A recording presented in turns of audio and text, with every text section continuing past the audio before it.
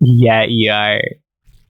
Thomas just said, for the listeners who don't know, but we were about to go on air, and then Thomas just said, asked me if I'm ready. I said, I don't know. He said, yeah, you are. And then click start. I didn't even notice. So we on live We're now? on live We're now. on. Okay. Hello. Welcome on the show, guys. Thanks so much for having us. Frank. So Delighted this to be is here. Mary-Aoife and Séamus. Yeah. Obviously, our listeners don't know a lot about you. Can you tell us a little bit about yourselves and where you come from?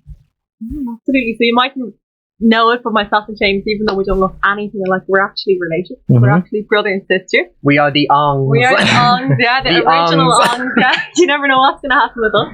But yeah, we live in Parmesan, so we're Dubs, and we have just finished college. Mm-hmm. We're not twins, by the way. We're not twins, by the way. We get that a lot. Mary-Aoife is older. I'm the older. younger. I'm 23, James 21. And yeah, we're kind of these type of people, I suppose, that we're kind of into everything and anything. You randomly pop up here and there. Mhm. So we're into the Catholic communities. You've probably seen us maybe from time to time at different events and different things. And yeah, we're just delighted to be here on the show and have a chat and see where the road takes us, you know. Yes, yeah. And I obviously know you because I was staying with the Dumb Dices for a while when you guys were at Lisbon. Yeah. And we'll come back to that because I feel like that's a part of the story. Because I texted Mary-Aoife a couple of days ago asking if you wanted to come on, and Mary-Aoife was like, 100%, I have a lot to tell you about. A lot has happened.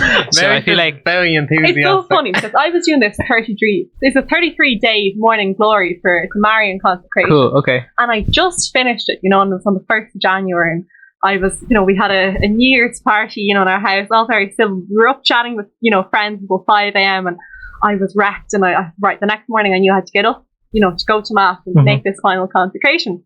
And made the consecration, and the next couple of days I said, you know, Mary, you know, Our Lady, what's going on? You know, like, you need to start, you know, using me as your child now. I've consecrated myself to you. What are you going to do? And next thing, Dion texts and says, would you like to come I on didn't to know that. Radio Maria? Okay. So I suppose this is the first thing of the new year. There you go. Well, There we go. such a good way to start off because it feels like there's a lot to talk about. I don't know quite a lot about it just yet, but we'll get into it. But just before that, could you like tell us a bit about how you guys were brought up? So like, did you come from a faithful background, or how were you introduced to the faith? Yeah, I think we were always kind of brought up with the faith.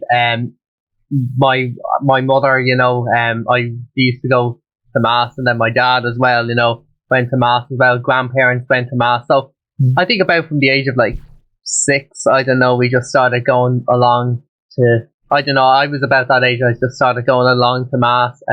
Probably when I was younger, I didn't really kind of pay too much attention, but I think the big thing in our house was like, even though we were a small family, love was really emphasized, you know, so it was just always a lot of love with our grandparents, with our parents, you know, there was just always a lot of love. And I suppose that kind of got us to some extent to know who God was, because, you know, my grandmother would always remind us that God is love, and without loving, you know, others, we have nothing.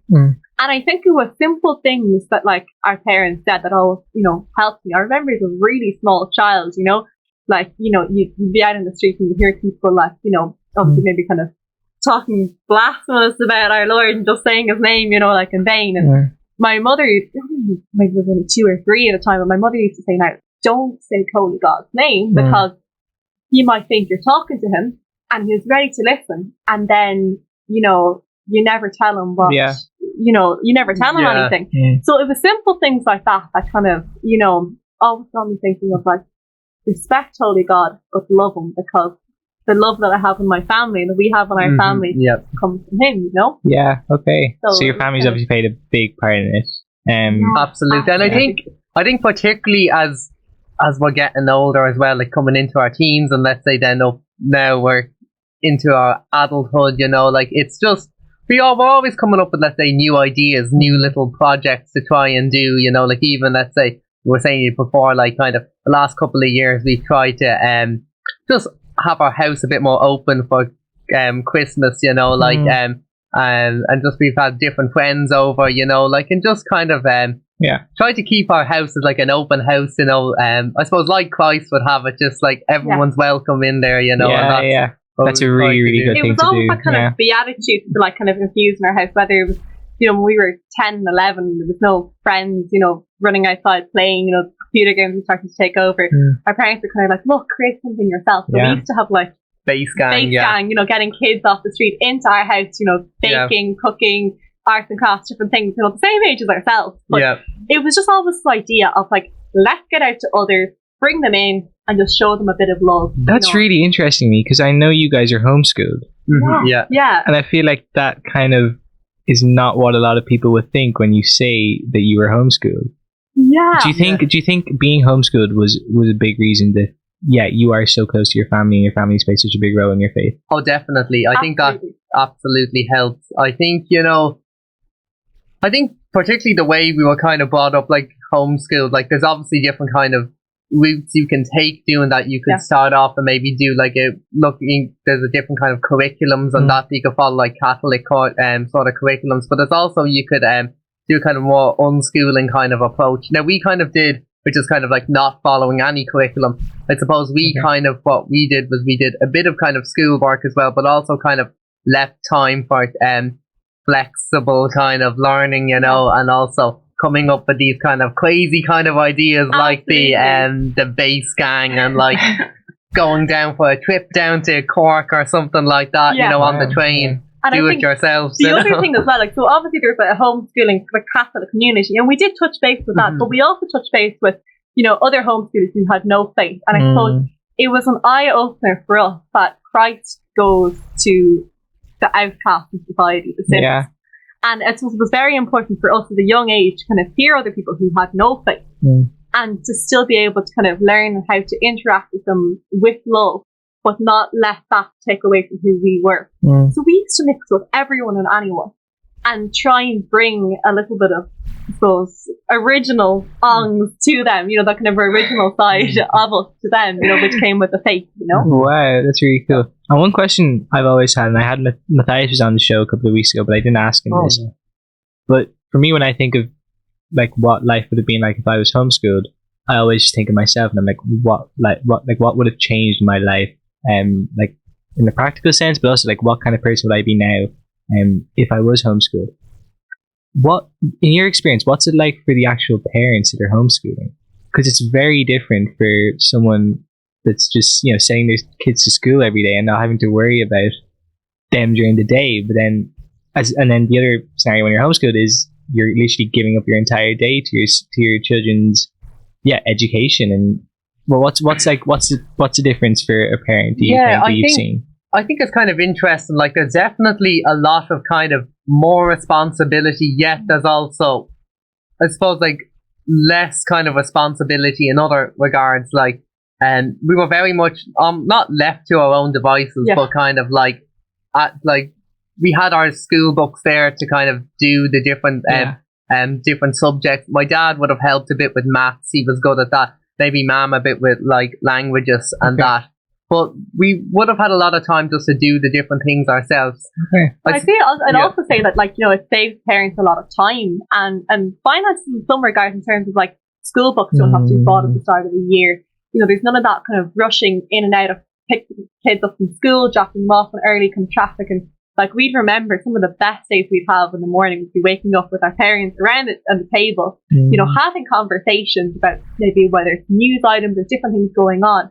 Then together, just washing the dishes, you know, doing this and that. And then, you know, even things down to social pressures in school, like so much social pressure in school, you know, social norms, especially with social media. But because we weren't necessarily had that pressure to kind of change and go with society, our parents maybe they didn't have that kind of the constant worry of, oh my goodness, you know, this TikTok trend or this kind of, you know, these different things going on. How will we, you know, everyone's going to the teenage disco, you know, and like we were like, and you guys are there. The bass gangs. I was gonna say that's really cool.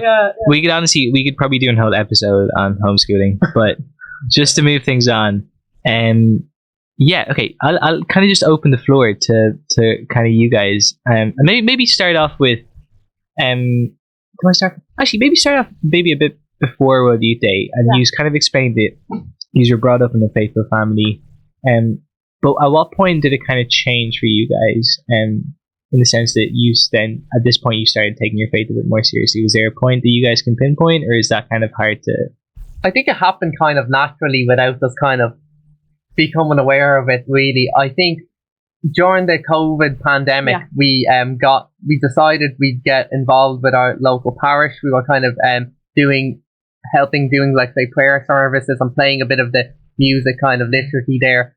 And then we wanted to meet, I think, a lot of kind of younger kind of people, and we were advised to maybe branch out into the Dublin Archdiocese to see if we could, just there might be more things going on, you know, and you could meet up with some younger people. And through that there, we found out about going to World Youth Day. Yeah. And I might just point in at this point, like, both of us, we always had our faith.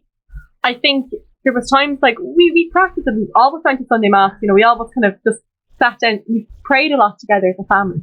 But I think from my experience, like, I have always been someone who's a worrier and who thinks. So I think I lived my life. Maybe was it that I was in a college, you know, there was very few Catholics around me. I was the only one in my class, and I met no other young Catholics. I think at the time when I was there in a university. And I think as an anxious kind of worrier person, particularly during COVID, when, you know, we had all the time in the house kind of to think, those kind of deeper questions kept coming again and again and up to me. And I kind of, instead of being able to let go of the steering wheel and give it to God, I think I worried a lot. I really, really did. And this kind of question of saying society, you know, seems to reject the idea of God. You know, I'm only just a girl. How can I be right? You know, and I went through a really bad time of kind of just not being able to let go, and kind of almost this battle of kind of thinking what God is and who God is, but actually never getting to know Him, and being afraid that He mightn't be there. Yeah. So I think I lived quite a lot of my life, you know, during COVID, the college year. Yeah. Okay. Being afraid that God might be there. Okay. You know. Yeah. So then I suppose just before World Youth Day, a few things happened. The first thing was I was randomly scrolling through YouTube and I came across the St. Francis video. Now, I personally, I think you're probably the same, Tim. We weren't really into the saints. You know, we kind of thought, oh, the saints are these great people. We could never be like them. Exactly, yeah. Absolutely. And we just seen this video of St. Francis, you know, the movie. And I was like, you know what? Yeah. We'll watch it. And we both really loved it. You know, we showed it to our parents. St. Francis of Assisi. St. Francis of Assisi, absolutely. We got a lot out of it. So, yeah, then Opportunity World Youth Day came along. We were kind of, again, had this kind of urge in us to go. Dublin Diocese, as you said, had the opportunity. And just before we went, want to tell the story of the Legion of Mary? Yeah, that's right. So there was, you probably, some of your listeners know that there's the trad night kind of that that's been happening there with the Legion. Lucy has been asking us to go for quite a while, and eventually we said, right, we're going to go. And we went on the right night because there were two Capuchin brothers who ended up being at the event. They just heard about it by chance. You know, they were over from, Rome, Rome. Yeah, they were studying in Rome and they were about to make their final vows, but they had come over to Ireland just for a month, and they were helping out in the Capuchin Day Centre in Church Street. But do you ever just click with someone? Do you know that kind of way? And we just got chatting to them. Yeah. And they were like, we have this really strange request. We've been praying for one of them, particularly, been praying for a while to learn how to play the tin whistle. Séamus, some of you might know, is a very accomplished umpire. And you know, we were like, absolutely, we'd love to kind of, you know, play. And we were just, the doors of this place was closing, and we still were chatting away. We were just getting on really, really well with them, you know. It's just really sound, you know, brothers. We were really enjoying it. So we swapped numbers anyway. So we swapped numbers. We went to World Youth. They had this amazing kind of experience that we kind of, as you know, we were hanging around with yourself, you know, like, but then when we came back from World Youth Day, we said, look, we'll have to, with all this energy and high from World Youth Day, we'll have to contact the brothers and see if we can arrange a tin whistle lesson. So I sent them a message, but the phone didn't connect. It said a wrong number, and the message never went through. So we're really upset. We're like, oh gosh, where are we gonna find the brothers? You know, you're rushing into town. I remember that day, and I said, Séamus, when you come back, these brothers could be gone back to Italy. We need to try and sort something out, you know. So of course we forgot God's in the middle. God never, you know, like. Yeah, so I was walking across O'Connell Bridge going towards my gig, and then I just look across the road and I see these two lads in their brown habits, and I say, it's Andrea and Matteo, the two brothers, and they go, Séamus. So but come on out That's so the house. cool. yeah, we got the right number. Got them out, and we had a really lovely afternoon. We told them, you know, a lot about World Youth Day. I experienced, because as we just mentioned, World Youth Day was amazing.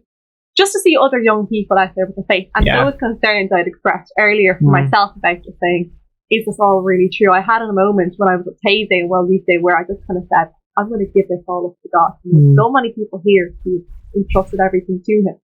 And I think from the moment that I did that, everything started to change, where it wasn't like a big burning bush moment, but I realized that I was loved, and it could just, like, you know, for sure. Keep going from there, you know, and wow. Yeah, I'm curious to see where this story goes now as well. Okay. So where were we? So we had the brothers over. Yeah, and then after that, we knew they were about to go back to Rome to make their final vows to be Capuchin brothers. So they kept telling us about St. Francis. Yeah, they were telling us a lot about St. Francis of Assisi. And after they left, we ended up finding another film about St. Francis of Assisi. We watched it and we showed our mum this time. And she was like, wow, you know, that's really good, you know. Like, it was tears in our eyes after watching it. We really got a lot out of it. We're really getting to know the whole life story of St. Francis, how the Franciscan orders kind of started. And my mum was like, I wonder when the feast day is on. So then we checked up and we're like, actually it's in the start of October. So this was kind of around, World Youth Day was August, like early September. So we're like, right, I wonder, would there be any cheap flights over there? And for the week of that there was some really cheap flights. We're like, Beckett, let's go. Because flights are usually like €80 return, you know. These flights were €80 return. Flights are usually, you know, between like around €200 mark. Sure, so this week at the feast day, like, you know, when we had nothing on, they were really cheap. So we said, right, okay, let's book them. And we texted the brothers then, who were based in Rome. And they had been transferred to Assisi. So we were just like, wow, perfect. okay. So it's like, it's perfect timing, you know? So we went over to Assisi not knowing what to expect. And I think, like, you know, for me, who would have often been in churches as a child and kind of been looking at the clock, being like, you know, when do we get it? I think I had, you know, some moments where we actually even had a Jesus lost in the temple moment with Mary-Aoife. Me and my mum, we were walking around around Assisi, you know, there's loads of different churches, there's so much to see, and then we're like, where's Mary-Aoife? She was meant to meet us back here, and we literally, it was getting dark and we were looking around all the churches, and then Mary-Aoife was inside just in I think there was adoration on, found her in the corner. I was like, oh, thank God she's okay. You know, like through that we just realised that, you know, the power of God when you give Him everything, He's just so much love. And, you know, all those doubts that I had, I came out and I said, you know, even if all my atheist friends, you know, came up with proof that God didn't exist, I would still follow this path because it makes me so happy. And we both kind of felt this increased happiness, you know, when we were there. So I think about this time we discovered, obviously St. Francis, we got a lot from him, and St. Clare, but we discovered then Blessed Carlo Acutis. Yeah. Okay. So so they have, there's loads of churches anyway, loads of little chapels there, but there's I can't remember the name of the chapel where where Carlo is. Google it.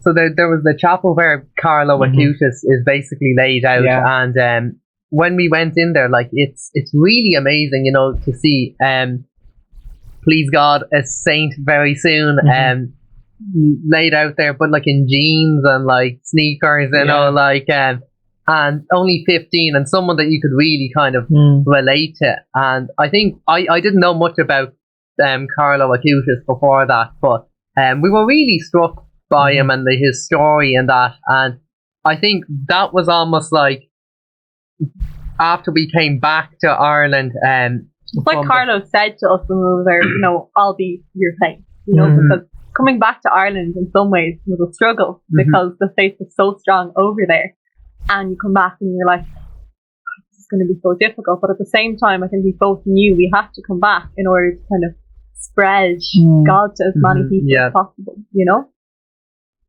So, yeah, we came back to Ireland. Things are kind of kind of normal. And then a few weeks later, we heard the news that Carlo's relic was being brought to Church Street, where the Capuchins are based. And we said, you know what? We have to go in. We have to go in. And when we were there, you know, we went up to the relic. And my prayer was just, look, whatever God wills, that, you know, we can do. Because really, it's only if you do God's will, you can be happy. Do you know what I mean? And that we're happy to do God's will. So it was through that then we met the apostolate lady. Yeah, that's right. So there's a group of women up in Belfast who kind of had a similar experience, and it's almost like when you go to Assisi, like you get this kind of, I don't know, seems like this big conversion moment, even though you may have already been converted, but just like it really homes in on the faith. But they had been to Assisi, they found Carlo like ourselves, and was just absolutely blown away by how an incredible young lad is able to had his faith, you know. But they set up their own little Carlo Acutis apostolate up in Belfast, and they've been going around, you know, into schools and just talking about Carlo. So we got talking to them and just told them how much we loved Carlo Acutis. They had loads of like cool little merch, you know, like an even little Carlo Acutis magazine, you know, and they were saying that they'd love to get us involved in that. So please God now is in now things in the new year, like we they'll start now happening with that. But I think like the big thing for both of us is that, you know, we've been kind of so maybe focused for so long and kind of careers, this, that and whatever, and suddenly out of, I don't know, in the last 3 months we've both had this kind of deep desire just to give up, you know, everything. Well, not everything, but give up, like, I suppose, like, you know, like work-wise and everything, just to take a 6-month break with no plans and to give it up to God, whatever form, whatever He wants to do. And it's scary because you know, I've said January to December or to July, and initially I was hoping that Séamus would join me, and now you've the opportunity to kind of come along as well. But it is scary because we've no idea what this is going to entail, but we both feel like it's where we're meant to be. Yeah. We have an empty slate or piece of paper there for God to write whatever He wants to write on it. Yeah. So it's so exciting, like, you know? Yeah, I mean, just off of listening to that, it sounds like, and I was explaining this before off camera as well, it's like God filled your lives with so many graces that, and this is where, like, you were talking about love. It's like as soon as you get that many graces placed into your life, that desire to give it back is placed in right beside it. And I feel like that's where you guys are at now, where it's like you've got this opportunity potentially with this Carlo Acutis group. If you get involved with that, that'd be so great. But also just like, you guys are just great people in your daily lives, and you can give that up to God as well.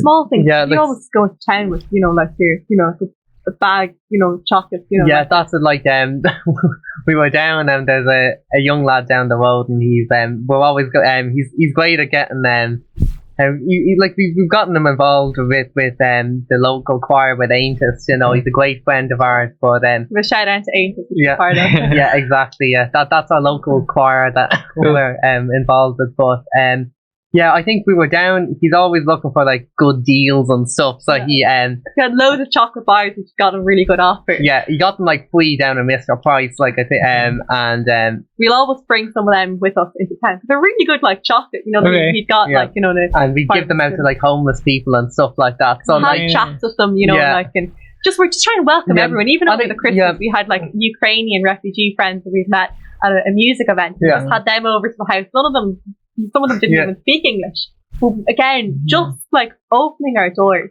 to everyone and just realizing this is what Jesus would have done. And when people, you know, when you go into a house and you can just feel like tension there, maybe people are fighting, it's just a lot of like just a bad feeling. What we want to do is we want to create the opposite effect. People go into the house through our prayer in our house and God's grace coming down and the love that we create, that people go into the house and say, wow, there's something different here. And then they look around, they see all the holy pictures on the wall, and they might put wink. wink, they might put one and one together. Do you know what I mean? Yeah. And then just through talking, like, it's amazing what you can do. Yeah. Well, I mean, it's not surprising at all, because I know I've got to know you guys at World Youth Day. I knew you guys are very enthusiastic people, but I'm so happy to hear that you guys are doing this, because it's like, I know that not only are you guys doing it, but I'm looking at two very capable people that are going to do a great job at it as well. Hopefully, Please God.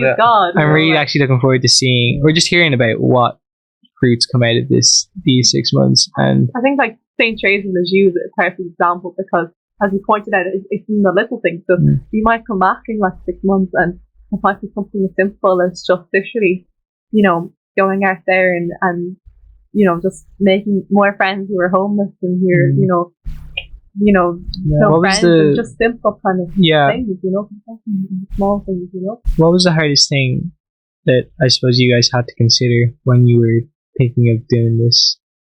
I think for me was like I was doing, I don't know, like I had a good job kind of that I like that I just started working in the Pipers Club in the People Yelland. I got offered it just at the start of literally the day after I submitted my thesis at the end of August, and I've been quite involved with the People Yelland, but I kind of wasn't 100% sure if I wanted to do go into that line of things, but I gave it a go anyway, kind of part-time. I think I was telling you about doing it, and I was actually very close to continuing doing it, and I think, but what really kind of changed for me was, I think my main thing was, I think my music is the main thing, like I play the Uilleann Pipes, and having a job kind of a bit of in with the Uilleann Pipers Club was great, but I love playing and teaching, and that's my main kind of thing that I wanted to go down, rather than the administrative work with the Uilleann Pipers Club.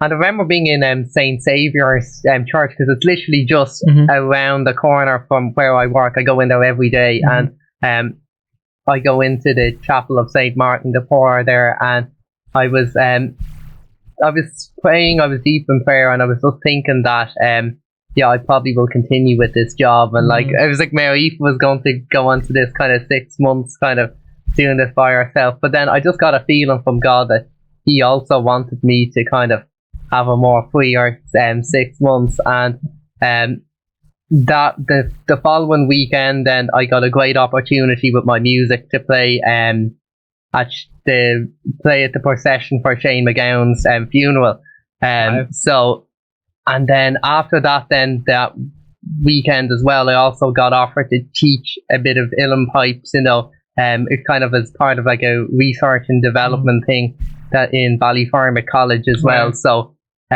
doing that there, I wouldn't have been able to, particularly the teaching as well, I wouldn't have been able to continue that without doing giving up the other job. So I have that now kind of in place as well.